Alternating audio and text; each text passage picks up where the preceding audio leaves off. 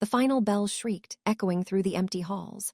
A girl hurried out, eager to escape the stifling heat of the summer school classroom. As she walked, a faint scratching sound followed her like nails on concrete. She glanced behind, but the hallway was empty.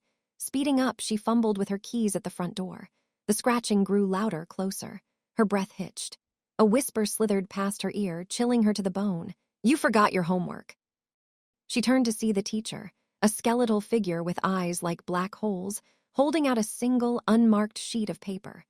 Her scream was swallowed by the silence.